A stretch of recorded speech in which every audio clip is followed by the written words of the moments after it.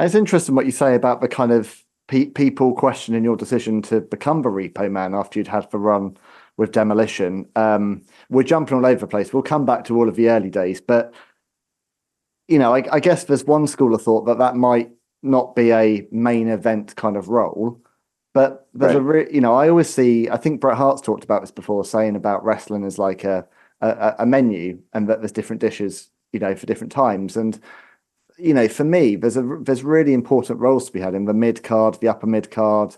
A bit of light relief. Giving something for all the crowd. And I think characters such as the Repo Man were so important in terms of, as you say, that kind of glue of the show, in terms of giving the top face of someone to work with, but also having something there for the kids. I mean, I felt like I was spoilt for choice being a young fan in the early 1990s. There were just so many different kind of, like action figures to play with almost, these larger than life characters that were just so colourful and fun.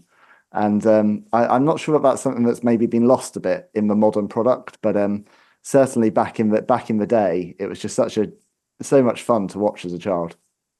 Yeah, it's funny that I was lucky with my career. I broke in the business with the Road Warriors and Rick Rude. We were all in the same camp, and all of us really kind of made our name in wrestling somewhere, somehow.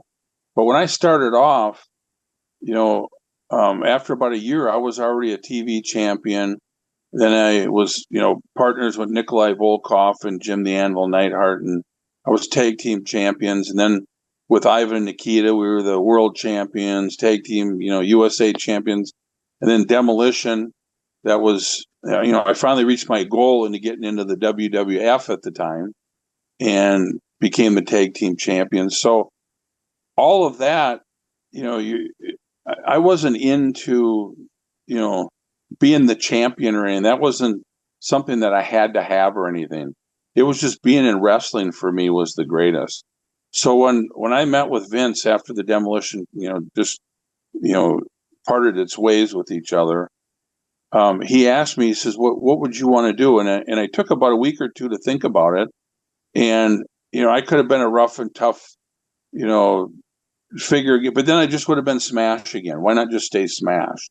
So I told him I used to repo cars. And he goes, oh, really? Well, maybe you should be the Repo Man. And I said, I've been thinking about it. And then, like you're saying, at that time, it was all characters.